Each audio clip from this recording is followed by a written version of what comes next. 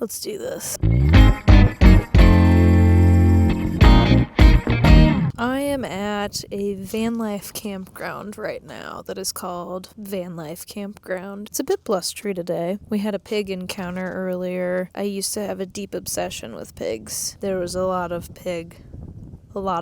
It is in mid-February, early February even, and I have a short sleeve shirt, so you're probably like, what's going on? Where is that happening? That's a great question. I don't remember. I am between San Diego and LA and California right now teaching workshops on my Sgraffito tour. It has been about a week and a half, almost 2 weeks of being on the road. It got me thinking, we didn't have an origin story. Back in 2020, I decided to get a Sierra Scotty Sportsman. It was a 1964 vintage trailer. Baby sky blue on the sides. You know the type. I decided this guy was going to be my ticket to out west where it was warm in the winter. Me and my friend Merritt Metzger decided to create this little club called the Mobile Makers. The pinnacle of our trip was to get to Sacramento, California, which was where NCECA was happening, the National Ceramic Conference that happens every year. Very niche subject, I know, but it's a lot of fun. It was going to be my very first NCECA, and it was a COVID NCECA, so it was definitely a lot less people. I had no idea what to expect. The main goal of this trip was to network with people, create our own style of residency. COVID really was a catalyst for my van lifing adventures. We really wanted to be able to go and see and do things still, and with the world shut down, that was going to be really tricky. So the trailer became a thing. So we had about,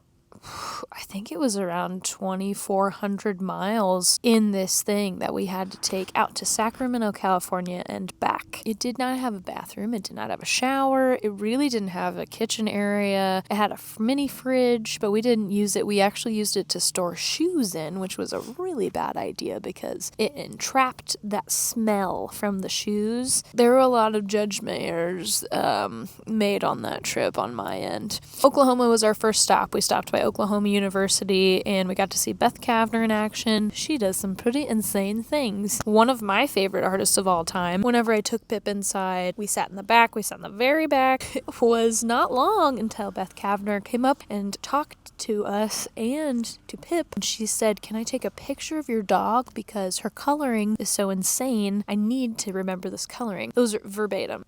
I could have went home after that point and I would have been completely content. Eventually went to the white sand dunes, which I actually went on this trip as well. So there's a fun little dual moment happening. And so we got to hang out at that first national park and eventually wound our way into Arizona. Once we were passing through Arizona, we were using the iOverlander app quite a bit to find parking and places to stay for the night, usually for free. We found a spot in Joshua Tree called the Van Life Campground in Joshua Tree. It turned out that it was just this crazy cool little space for van lifers. And so now currently where I'm sitting is the Van Life Campground in Split Rock, California. It's like a sister spot to the Joshua Tree location, and now they have 7 locations all across the United States. If you see them anywhere, go check them out. After this spot, we headed over to the coast of California, found a few beaches, had a few beach days. Before we left on this trip, we had the Ceramics Monthly magazine reach out to us and ask us to write an article on the mobile makers and what all of this was, all of the things that we were trying to do on this month-long trip. We also put a call out on that magazine article if anybody wanted to have us stop by or help us camp, they could contact us by website or email.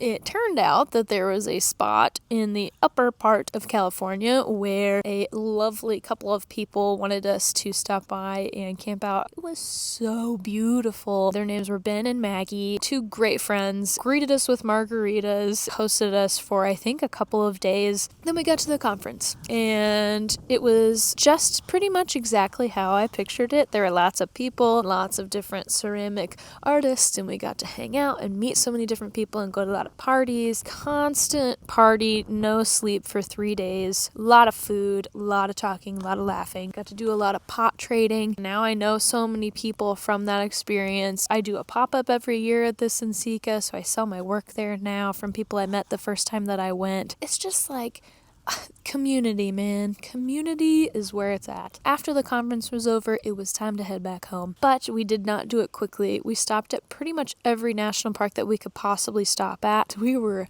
very burnt out. We were very tired, but we went to Death Valley, and that's where one of my other best friends flew out to meet us. Gas was like $10 a gallon. I think that's the most that I've ever seen gas for, is $10 a gallon in Death Valley. We also went to the Saguaro National Park. We went to Joshua Tree. We went and saw some of the redwoods up north. A few others like right around in that area. We went to one of the Antelope Canyons, and that was pretty great, wasn't it, Pip? It was the slot canyons that you just see all these pictures of, and that was on my bucket list for a long time, so I'm really glad we got to do that too. And then we hightailed it home, and I couldn't get it out of my head that I needed to live in a trailer.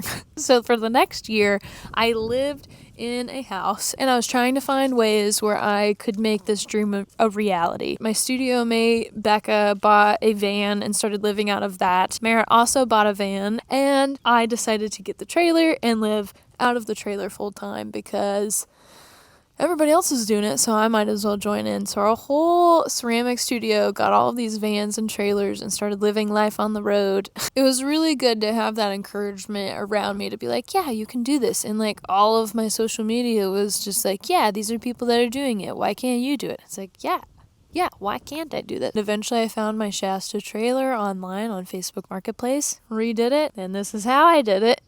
Now I'm here to tell the rest of the story about how my trip went down in Montana. My goal was to get to Montana before July 1st. And it didn't happen. I got there by the evening of July 4th. It took me about 3 full days to travel, and with this rig, it takes an extra 10 minutes every hour to pull this thing. It started off with going through, I went through the Badlands. Listen, I went down into this grassland area. Hindsight is 2020. I knew that I'm sure there were bugs there. I mean, it was summer, but you don't think about that. Pip wanted to have her head out the window, so I rolled down the window to let Pip have her freedom, and I let in at least 1,000 mosquitoes, welcomed them into my home. I decided that it was a good idea to then roll up the window, locking the mosquitoes in the car with us. I'm swatting everything, trying to destroy every mosquito that I see. Pip's biting everything, trying to eat the air. It was just absolute chaos. I have to turn this trailer around, and I can't see, so I have to get out of the car to make sure that I can actually move this thing. Then I proceed to get bit a million more times. It was the first time that any of these mosquitoes had seen headlights or tasted fresh human blood in what felt like ever. Eventually, we finally make it out of there. We get out of the grasslands. Hallelujah. We then found a spot in the Badlands in South Dakota. It lived up to its name. It really did. We drove onto this beautiful plateau. There were a bunch of other campers there too, so I felt very safe. Unfortunately for me, there are so many severe storms in the Badlands that I was not aware of. I had all of 10 minutes to just sit in my car and compose myself from the recent massacre of mosquitoes. Then I start seeing heat lightning flashing. All of a sudden, everything starts the wind just like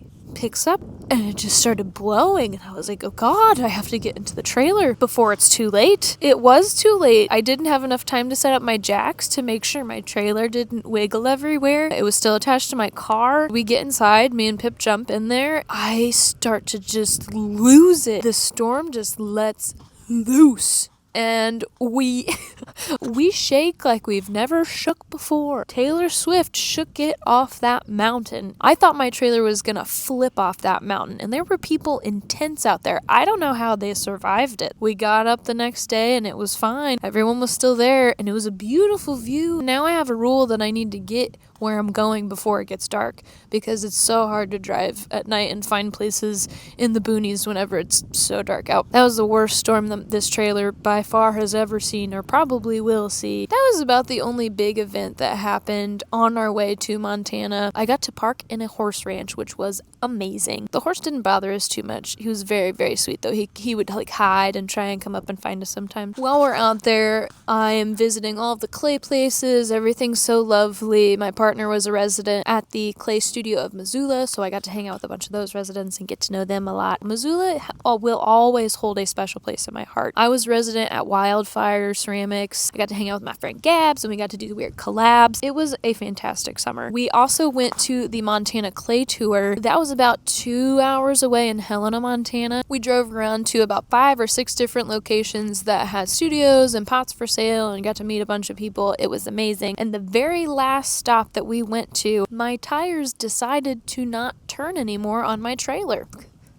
I was now stranded in Helena, Montana with a broken axle. There were about 4 of us in the car. I felt so bad. We had to get a tow truck. We had to tow it back to this one place. His name was Tom, and it was a tire shop. And Tom said, I got you. We can do this. It's fine. I said, thank you so much, Tom. You're amazing. we drove back to Missoula. We left the trailer. It was about a week until I decided to again call Tom and say, Hey, no rush, but this is my home, and I would like it back eventually. and he said, Oh, no problem. We had no idea it was your home, so we were just taking our sweet time. I said, no, Tom. All of my belongings are in there. All of my clothes are in there. I've been wearing the same outfit for the past week. I would really like my home back. he... Looking back, it's just really funny. He said, Yeah, the people before, you need to sue them. Like, they were horrible. and I say, Okay, Tom. Whatever you say. he only charged me like $300-$400. I thought it was super nice of him. He said he had to take it all apart, re-weld everything, and blah blah blah. And he said, You should be good to drive back on it, but you just want to go slow. I was like, Yes, of course, Tom. I'll go slow. and it drove about the same as it did before, so I didn't really know any difference, but I decided to take it and get it in for a second opinion. This place said, oh, what happened to the axle? And I said, I gave him the whole spiel, and he said, The guy that fixed this, you could have done a better job welding. little did he know that I do have welding experience, and yes, I very much could have done a much better job than he could have. And I thought Tom was the bee's knees, and then to go and tell me, man, it really let me down. I was real bummed about that. Then I took it to get a second opinion. The guy again was like, yeah, this is like the shoddiest welding job I've ever seen. You could do better. And I was like, man, quit insulting me. Nobody could change out an axle for me. Everyone was booked up solid. I had to get back home to Indiana at the end of the summer for a deadline. I had a show to do, very little wiggle room. If I didn't figure this out soon, I was going to be stranded in Montana for the rest of my life. We had to buy the axle from one place and then take it to another place that was free to do it. I got the fresh axle on. It literally took me the entire summer. The minute I think it was a few weeks into getting to Montana, the axle broke. And then by the end of July is whenever I got the new axle on. It's on.